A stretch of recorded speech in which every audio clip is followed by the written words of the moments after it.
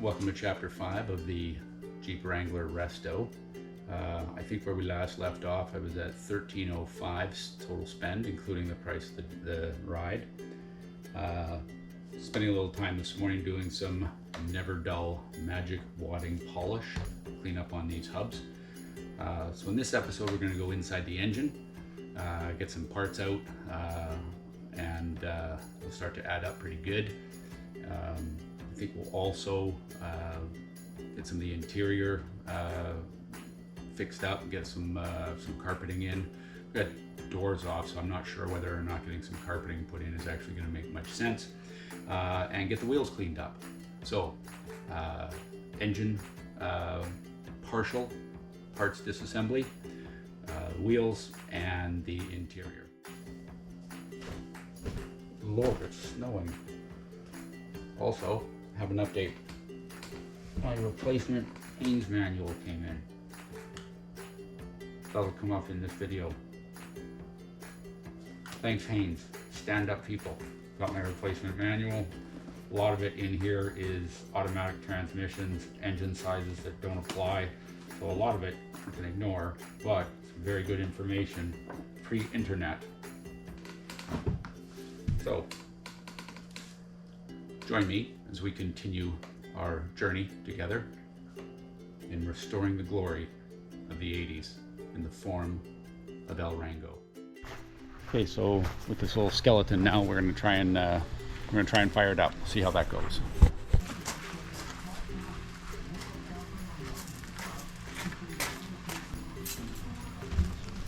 We want to start with the board. Oh, hang on. Very good. No, hang on. Very good.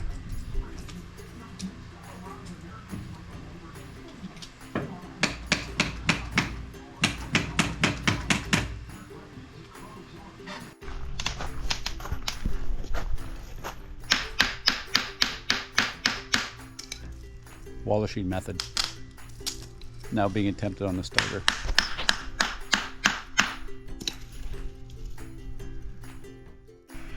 That didn't work for shit. So we're gonna tack another $150 onto the budget for a new starter. I think we got a little loving for the people at Rock Auto.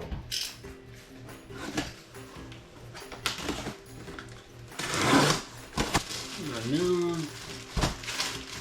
distributor.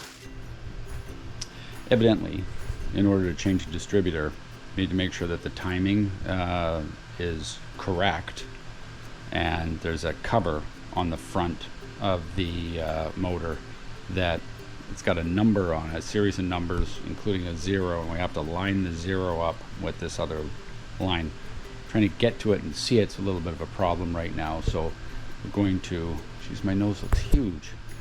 I'm going to pull the radiator this morning so we can get in there, clean it up better, and also get access to those numbers so that we can see what we're talking about. Pulling the radiator means disconnecting the lower rad hose to set it off to the side, which is probably full of antifreeze, so I'm going to get a bucket under there, try and catch the antifreeze in a bucket, not in my face.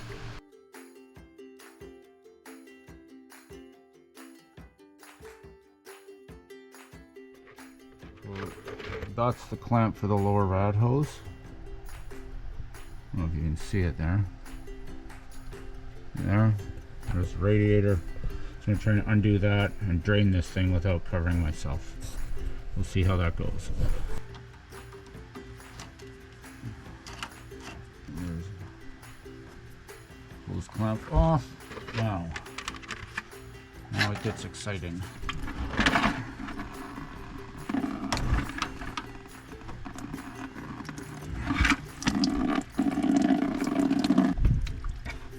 Got a hole in it or what? Yeah, the bucket has a fucking hole in it. Great.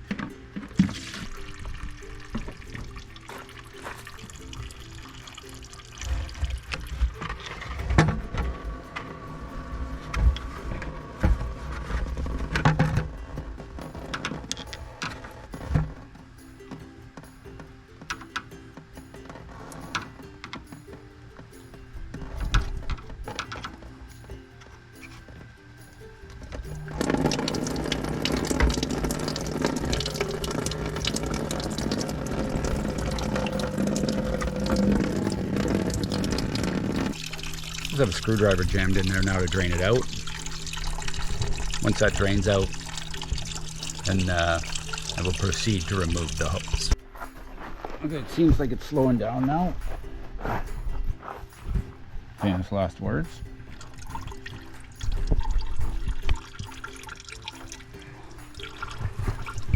So, pop the hose right off. There we go. So I'm going to leave the bucket down there while I'm doing the disconnect. Just, it's not doing any harm down there, and it can catch anything else that falls out. So disconnect the upper hose. There's the upper hose. There's the overflow, which is already disconnected from that bucket. And then there's 3 bolts down each side.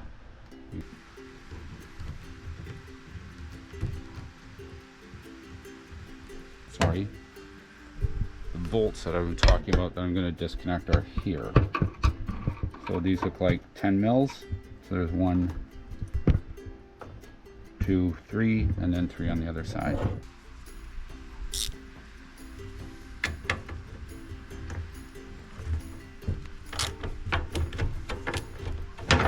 So before I even pull this radiator off, I can see that this shroud here is going to interfere with the fan and make it so that they won't disconnect. So I'm going to take these additional 4 bolts off and remove this face shroud, or so it disconnects from the radiator, so that the shroud can stay in place or slip over it and allow this to come up. So I got 2 more bolts to do on this side, but this one's a little tricky, so I've given it a bit more spray.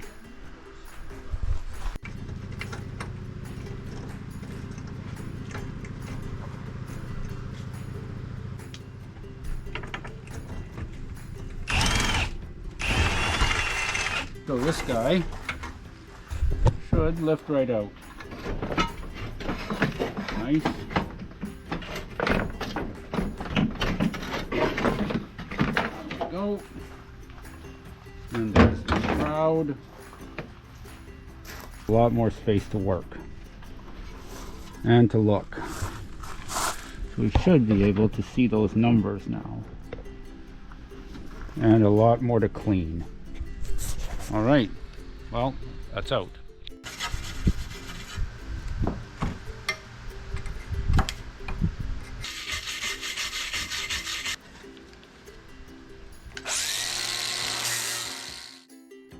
That's some pretty heavy rust right there.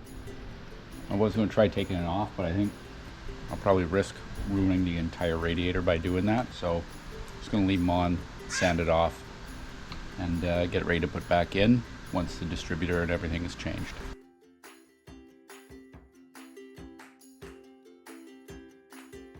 Okay, got the radiator and the shroud all sanded. Got them all sanded, pressure washed. So it's going to sit in the drying room overnight, and tomorrow I'll start the priming and painting process. Nice little, I'm not sure what that sound was. Nice little coat of paint on the radiator. Package day on the glide.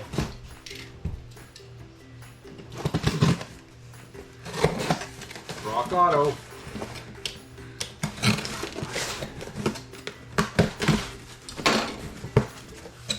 What do we got? Well, we got an ignition module made in China, and you've got the ignition coil.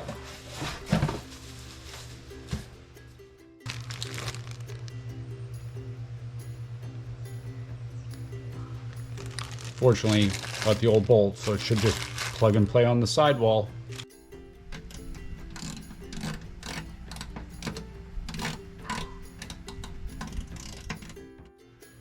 So the coil is going to get mounted right to the engine block on this bracket. So this little bracket is going to get a little love before he goes on. Might as well go back on nice and clean, right? A little prime, a little high heat gloss. Elapsed time, 15 minutes, throw this on. Install them, throw the cap on, ready to rock. So this is a little pump for the wiper fluid, and it was strapped to the outside of this thing, and the wiring is pretty jerry-rigged. So I'm just going to take it apart, get it cleaned up, make the wires the length that they should be, properly mounted to the sidewall,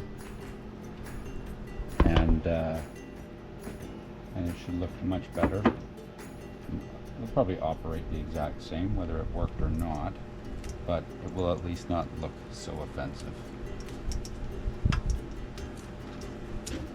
I actually have proper connections underneath all of this, but then they made a mess of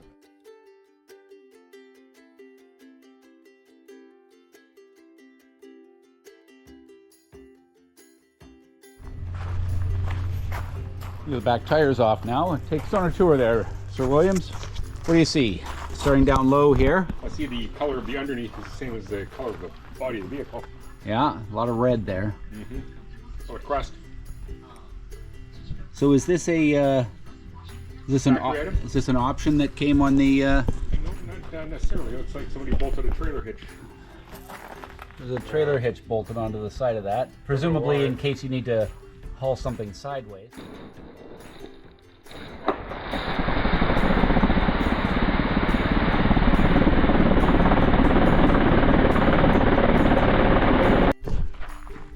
So we got the tires off, got the drums off. Not much left there to talk about. Actually, not much of a brake pad at all, so no brake pad. What's your money on? 7 or 8? 8? Money's on 8. Probably 8. 7 is mostly a Ford thing, but looks like it's 8.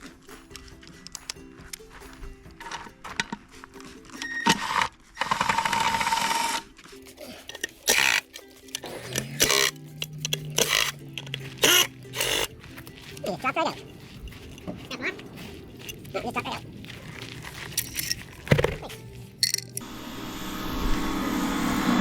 Farm out my labor. Should be interesting.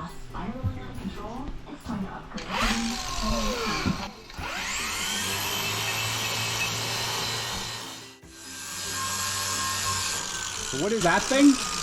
The braided braided cut brush. A braided cut brush. Cup brush. Cup brush. Never knew we needed one. There you go. There you go. There you go. You're into the lesson. Before, We're going to see. after. Okay, that's the goal. That is a wrist workout. Okay, so now we're down to bare metal. We'll hit that with WD-40 so the rust doesn't start again.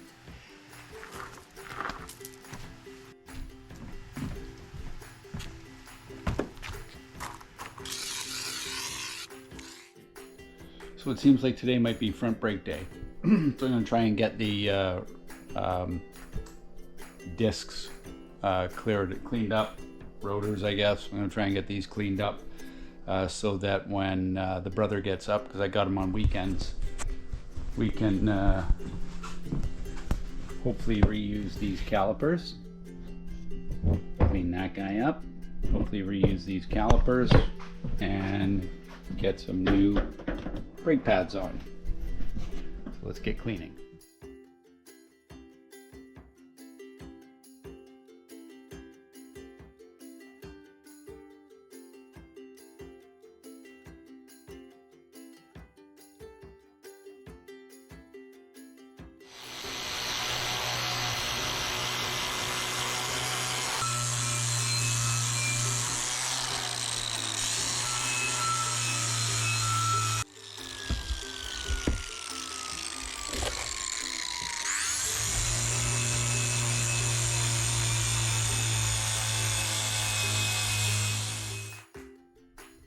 Before, after.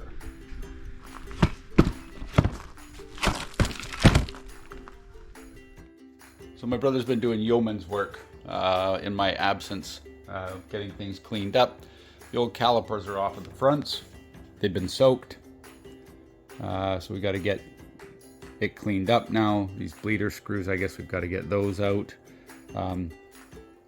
These are the little bolts that it attaches to. They've been soaking for a few days now, and I'm gonna try to wire wheel this rust off of them. Hopefully, everything will go back together.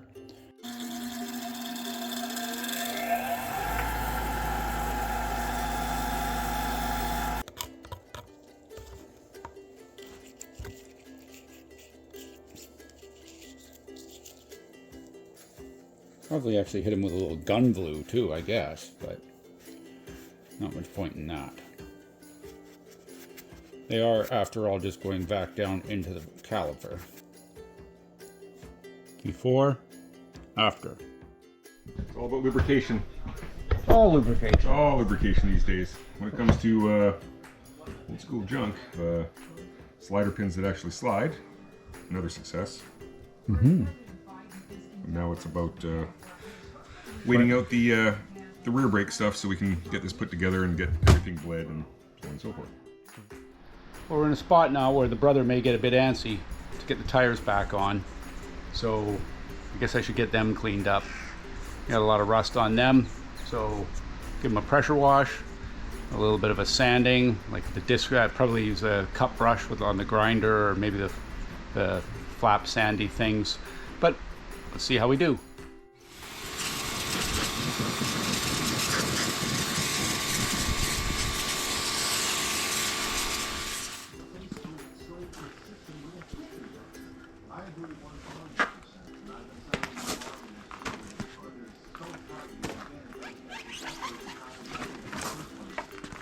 Okay, I'm not normally that weak. I just had hernia surgery. Okay, just putting that out there. I'm going to start with this little fella.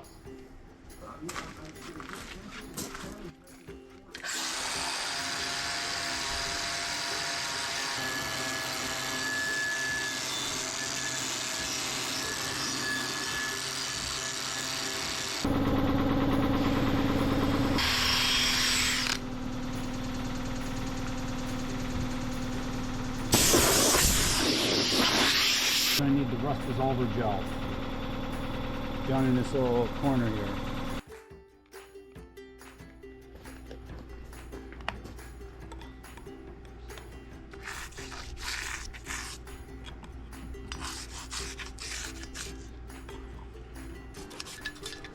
Okay, time is now 3 p.m. So at 3:10, we'll see what a good rinsing does. 3:10.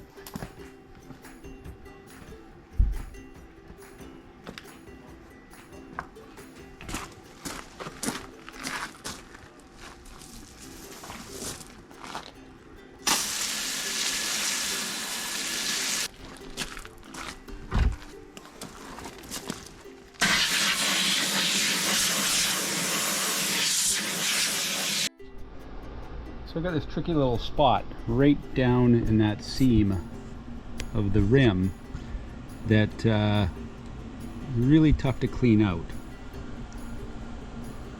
So I've got a plan. Got a level on it, and I'm going to pour the rust removal bath directly on it. The old evapor rust going directly in there. And we'll see how that does. Leave it for a few hours, see what it does.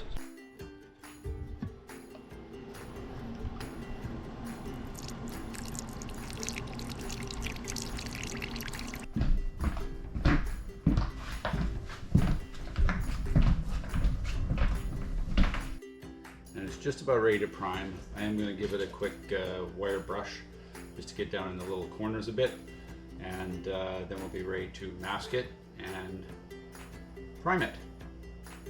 Let's get on it.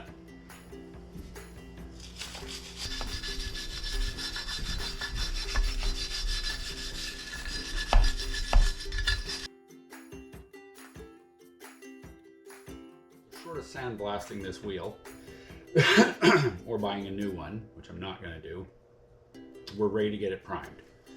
So we'll get it masked off, mask the filler valve, and then she'll be ready for coat of primer. Free chunk of paper from London Drugs. Cut my approximate opening.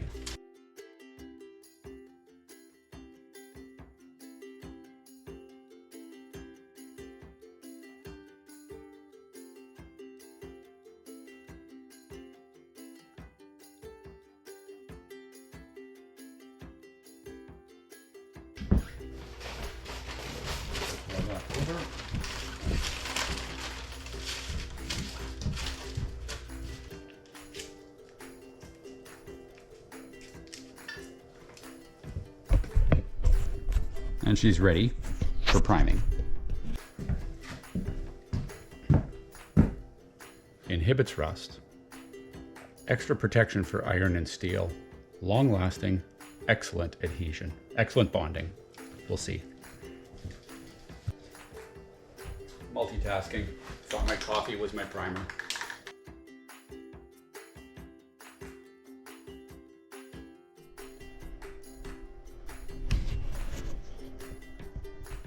Surrounded by tires. Time to get that top coat on. I'm gonna go 2 coats of the trim clad rust paint, and we're gonna do that in the gloss black. So they'll be nice and shiny when they hit the streets of Masset.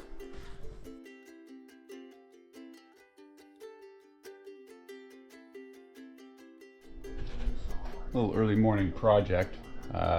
While I recover on the surgery, let's get these hubcaps cleaned up.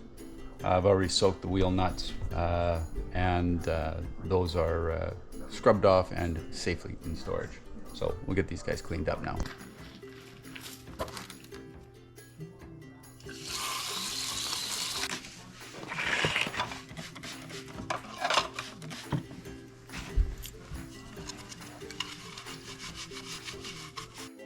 Pitting and everything that was on the outside turned out to just be some paint overspray. I guess at some point in the past, I just tried to blast off the wheels.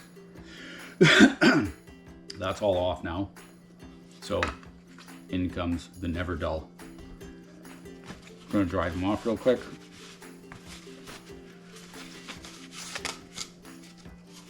So that's what it looks like before Never, oh, forget it. I'll just have one side by side before and after.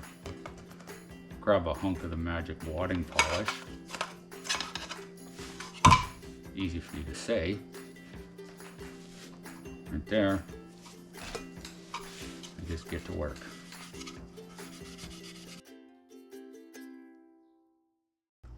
Never Dull Magic Wadding Polish. Officially a fan. Before.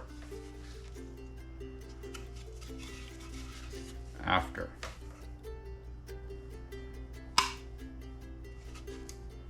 Very nice and very easy. Last step, I'm gonna put some Brasso on. I've already done one. You can see this is what it looks like before the Brasso. This is what it looks like after the Brasso. So this guy's all done. This one here will get Brasso, and I'll probably have to touch up the paint as well. Well, it's rainy and shitty out there, but in our 32 square feet here, it's a little drier. We do still have some water coming in a couple of spots. We got a coffee, a dart, we got Scully. We've got some brushes, and we've got a vacuum. So we can get down low here. So somebody has rolled on some kind of a, I don't know, some sort of a rubberized coat of some kind. It's great where it's working, but like you can see the original red through in a lot of spaces here. So I'm gonna give it a sand and get all this rust and junk off. So we'll see how that goes. So let's get scrubbing. There you go.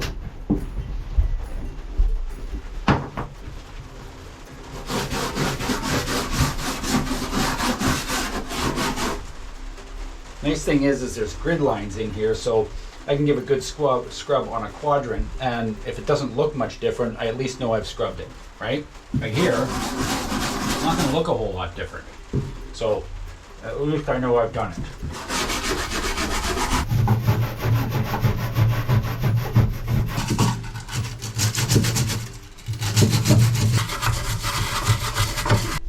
So some of these areas need a little bit more love, so I'll just get a chisel on them. So I'm not worried about it being perfect.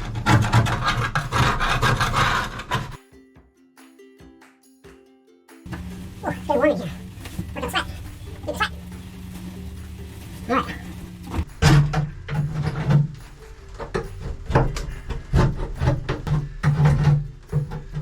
And it is now for sure. Okay, so the lower deck is done now. We got the lower deck done. Now I'm gonna come up here, get this upper part done. Oh, nice. Real nice. All right.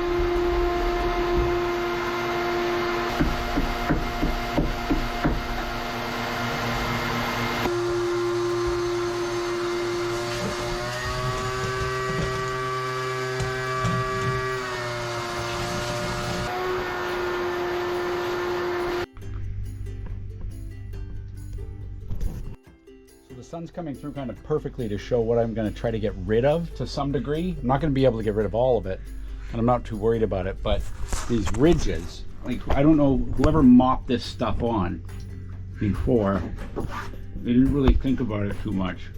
So I'm going to try and get this grinder and get those ridges down a little. And by doing that, I'm also going to be taking these rust spots out. Let's see what the bottom looks like in here. So we've also got an issue with this rust down in here. Just want to take these peaks down so it's not so nasty looking. You might as well start, thank you, you might as well start in the worst area and see how it does.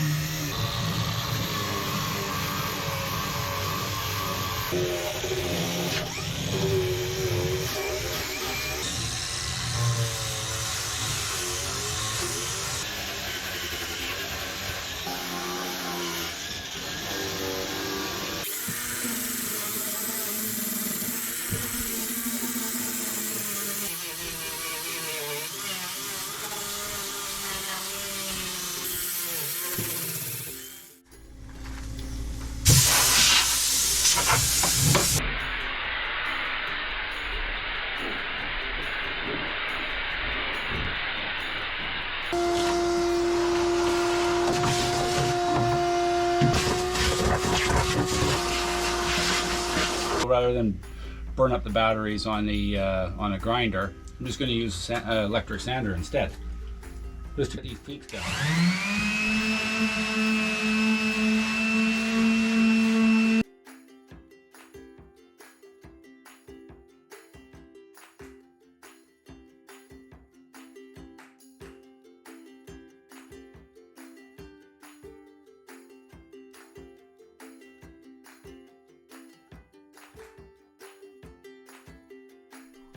So to prep the back for getting painted, I want to try to get rid of as much of the hardware as I can.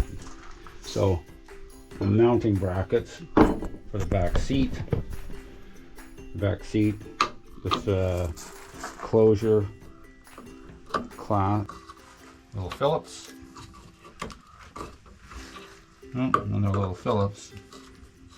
Okay, so I'm going to attempt to do this without having to get out of the vehicle several times to get what I need. I'm going to paint these side panels. Decided I'm going to carve it in underneath, but I'm going to paint these. So I want to sand and scuff them up a little bit first, then clean them, and paint them. So I got sandpaper, I got degreaser, I got my dart, got my coffee, and I got paint. So I should be able to do this without having to leave the vehicle. Tape up these cables.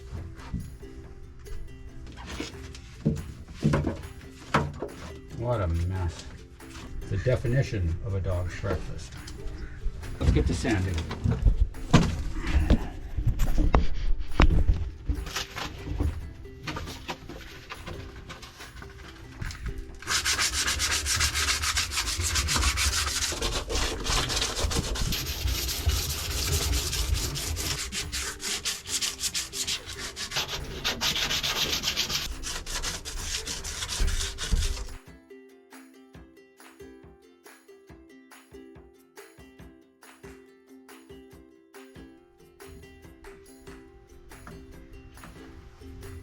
time to paint.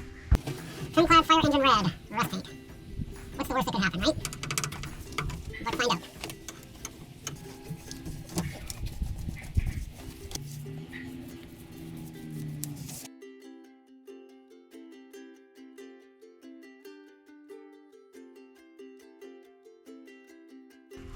Okay, well, it's all painted. Looks nice and shiny. Close the door up, stick a fan in it overnight, see how it looks in the morning.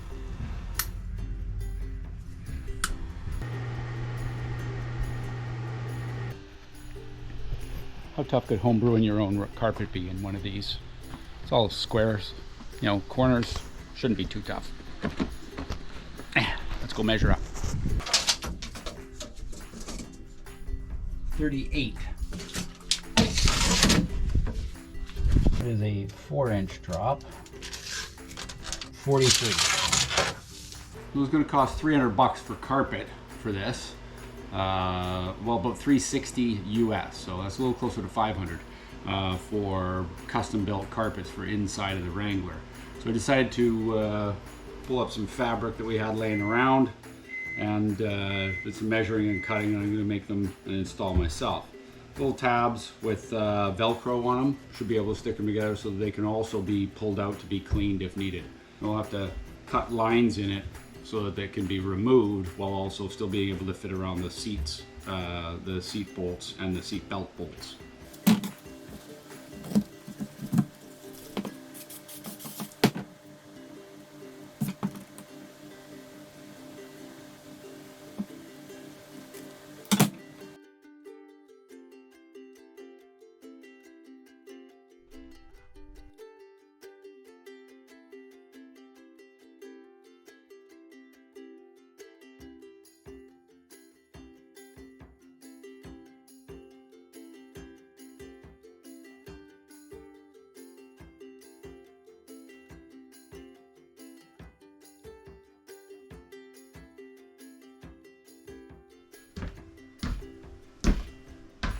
Well, that's really it for chapter 5. New update on our costs along the bottom here. Thanks for watching. Like and subscribe. Got some exciting changes in mind for chapter 6. Big shift that'll hopefully kick up some production. And tune in. Be out next week.